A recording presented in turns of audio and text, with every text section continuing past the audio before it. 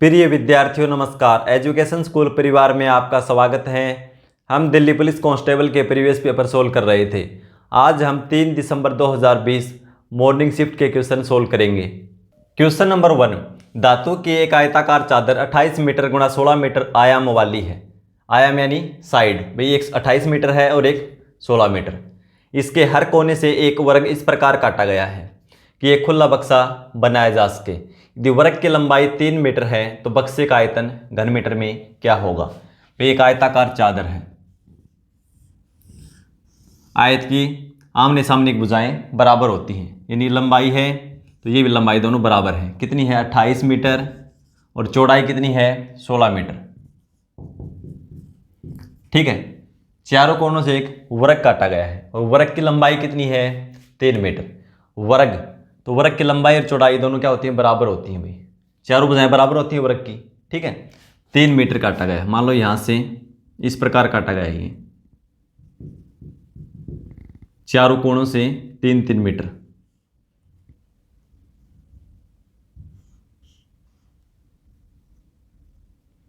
इस प्रकार की चादर रह जाएगी काटने के बाद। उसके बाद इसको एक खुला बक्सा बनाया गया है, बक्से का आयतन पूछा है। अब देखो बक्सा किस टाइप का हो जाएगा, ये घनाभ के आकार का। हमारे पास लंबाई है, चौड़ाई है, ऊंचाई चाहिए, तो ऊंचाई कौन सी हो जाएगी।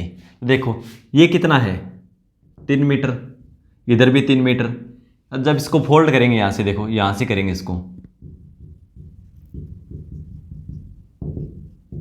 ठीक है, ये इस तरह फोल्ड हो जाएगा। इसको इस तरह कर लेंगे और ऊपर से भी ये इस साइड हो जाएगा और ये इस साइड हो जाएगा। क्या बन जाएगा, एक बक्सा खुला। ऊंचाई क्या होगी बक्से की 3 मीटर, क्योंकि 3 मीटर ही काटा गया है टुकड़ा, ये वर्ग 3 मीटर। तो घनाभ का आयतन क्या हो जाएगा, लंबाई गुणा चौड़ाई गुणा ऊंचाई। सिंपल है, बिल्कुल निकाल दो। देखो ये कितना था लंबाई, टोटल कितनी थी ये 28। 3 इस साइड से कम हो गई, 3 इस साइड से 6 कम हो गई, तो अंदर के ये क्या बच गई 22। यहाँ से यहाँ तक 22।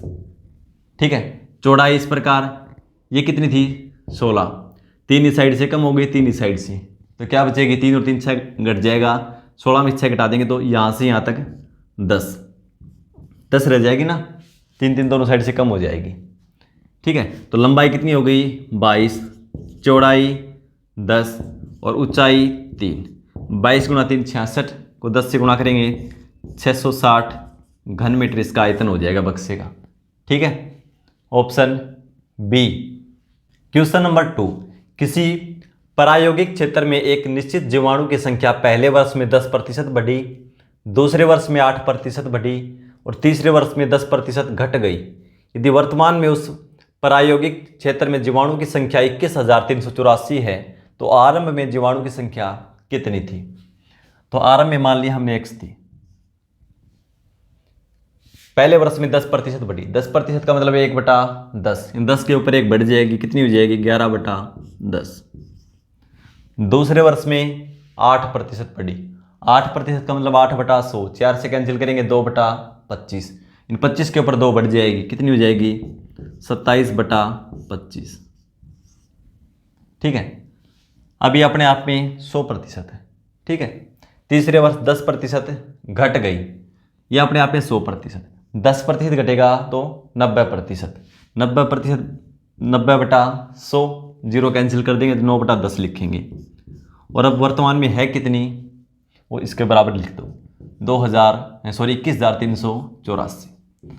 एक्स की वैल्यू निकाल दो, इसको सोल्व करेंगे तो।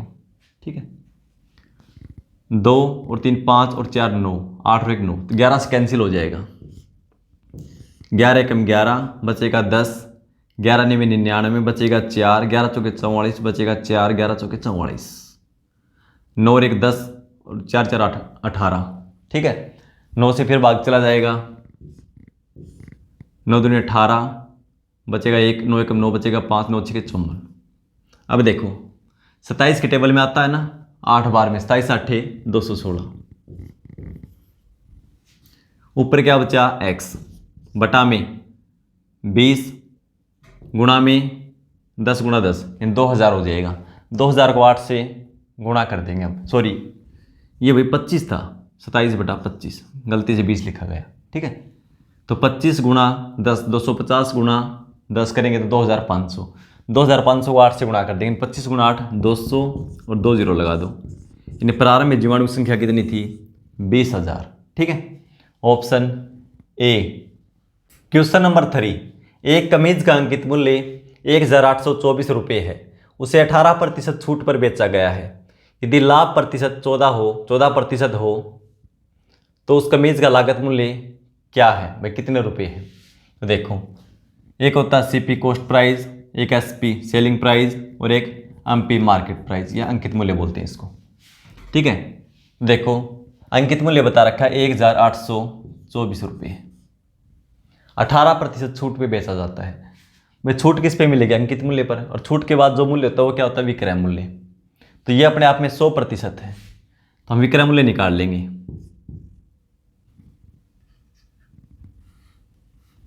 ये क्या अपने आप में 100%, 1,824 कितने प्रतिशत छूट? 18% छूट। ये अपने आप में 100%, 18% कम कर दें कितना हो जाएगा?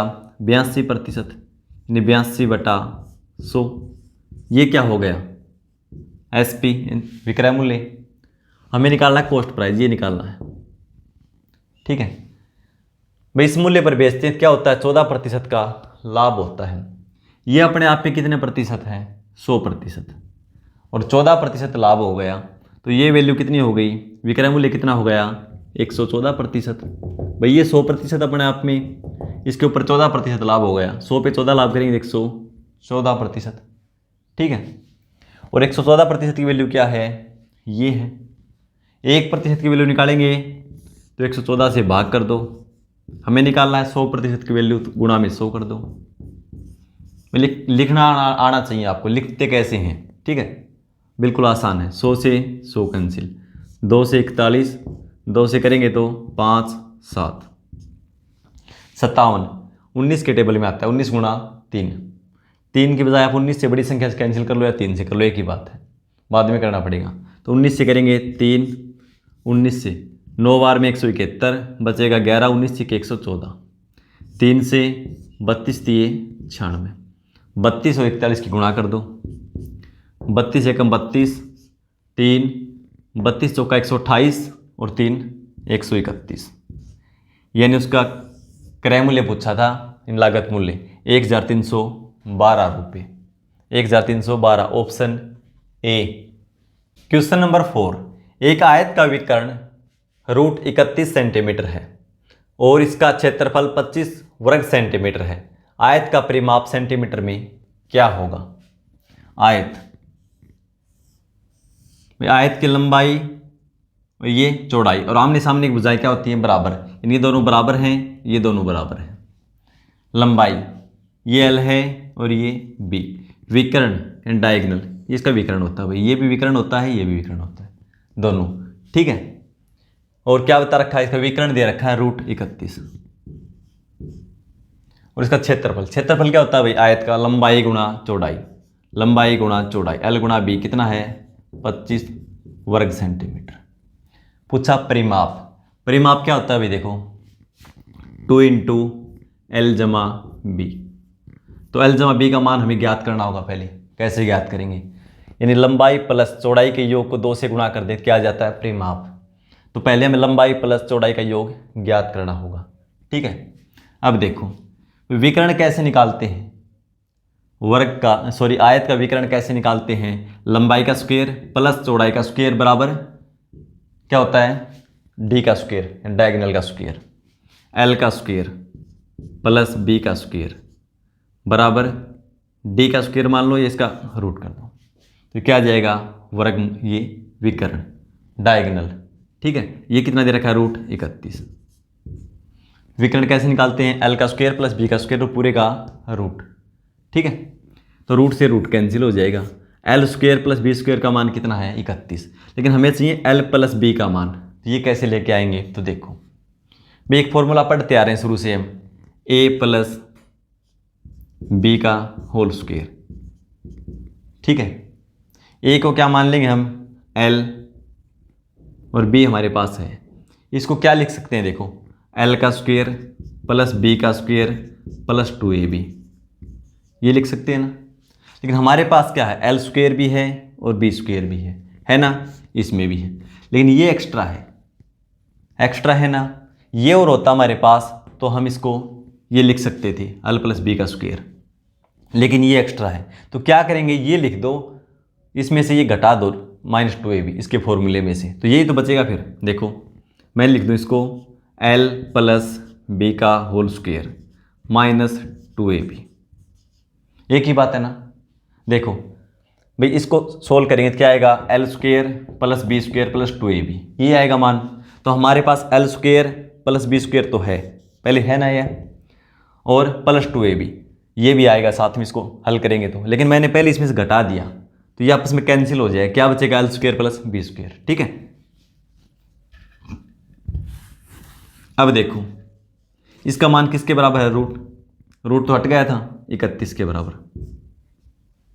ए बी, ए क्या माना था हमने, एल, और बी हमारे पास पहले ही है।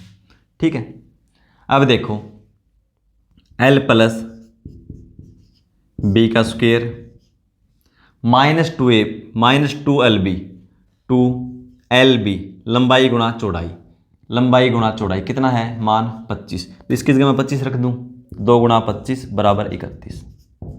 हमें चाहिए एल प्लस बी स्क्वायर बराबर, ये माइनस का उस साइड जाएगा तो ये 25 गुणा 2 50 प्लस का हो जाएगा, 50 और 31 81। ठीक है, एल प्लस बी स्क्वायर का मान 81, हमें चाहिए एल प्लस बी का मान, उस साइड जाएगा तो ये रूट हो जाएगा, तो एल प्लस बी का मान क्या आ जाएगा, 9। ठीक है, परिमाप निकालना था तो एल प्लस बी का मान पता चल गया 9, तो परिमाप क्या हो जाएगा, 2 गुणा 9 18 सेंटीमीटर। ठीक है, ऑप्शन बी। क्वेश्चन नंबर 5, 25 महिलाएं किसी कार्य को 60 दिनों में पूरा कर सकती हैं। कार्य आरंभ होने के कितने दिनों के बाद 15 महिलाएं और लगाई जानी चाहिए ताकि कार्य 45 दिनों में पूरा कर लिया जाए। तो देखो भाई 25 महिलाएं किसी कार्य को 60 दिन में, 25 महिलाएं किसी कार्य को 60 दिन में कर सकती हैं। एक दिन में करवाना हो तो कितनी महिलाओं की जरूरत होगी, 25 गुणा 60, इतनी महिलाएं मिलकर उस कार्य को एक दिन में कर सकती हैं। फिर देखो क्या बता रखा है, कार्य आरंभ होने के कितने दिनों बाद 15 महिलाएं और लगाई जानी चाहिए ताकि कार्य 45 दिनों में पूरा कर लिया जाए। कार्य कितने दिनों में करना है, 45 दिनों में। महिलाएं कितनी हैं, 25, तो 25 महिलाएं 45 दिन कार्य करेंगी, 45 दिन कार्य करेंगी। तो एक दिन में वो कार्य करवाना हो तो कितने महिलाएं चाहिए, 25 गुणा 45, लेकिन कार्य पूरा नहीं होगा क्योंकि इसमें क्या बोल रखा है, प्लस 15 महिलाएं और ऐड करनी है। 15 महिलाएं कितने दिन बाद लगाई जानी चाहिए, तो ये देख लो एक बार, 15 महिलाएं कितने दिन काम करेंगी, मान लो x दिन काम करेंगी तो कार्य पूरा हो जाएगा।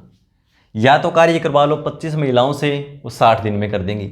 एक दिन में करवाना है तो कितनी महिलाओं की जरूरत होगी, 25 गुणा 60, और यदि ये एक दिन में करवाना है इनसे तो 25 महिलाएं करेंगी 45 दिन कार्य, गुणा कर लेंगे तो कुल महिलाएं आ जाएंगी। इतनी महिलाएं एक दिन कार्य करें प्लस 15 गुणा x, ठीक है, इतनी महिलाएं कार्य करें तो भी कार्य एक दिन में पूरा हो जाएगा। तो कार्य है दोनों बराबर, तो बराबर रख देंगे। अब x की वैल्यू निकाल दो, x क्या आएगा कि 15 महिलाओं ने कितने दिन कार्य किया, भाई कितने दिन कार्य किया वो आएगा। अब देखो कैंसिल होता, तीनों में कैंसिल करेंगे, 15 से 3 बार में, 15 से 1 और 15 से 4। ठीक है, अब देखो इधर क्या है, 25 गुणा 3 75 प्लस x, उधर 25 गुणा 4 100, और इधर 25 या 75 प्लस x, 75 उस साइड जाएगा तो माइनस का, x की वैल्यू कितनी आ गई, 25। 25 क्या है ये, भाई 15 महिलाओं ने 25 दिन कार्य किया है।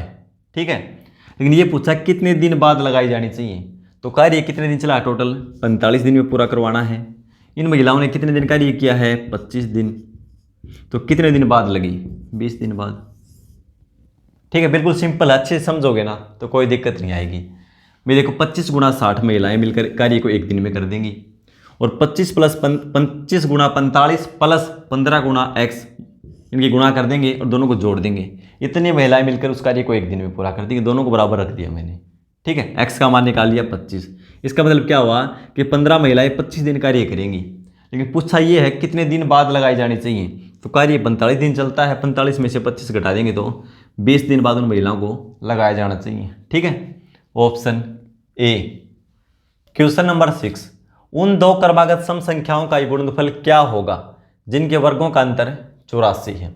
दो सम संख्याएं मान लेंगे, पहले मान लिया हमने x, और सम संख्या में दो दो का अंतर होता है भाई, दूसरी क्या हो जाएगी x प्लस 2, और बता क्या रखा है जिनके वर्गों का अंतर, इनका स्क्वायर कर देंगे।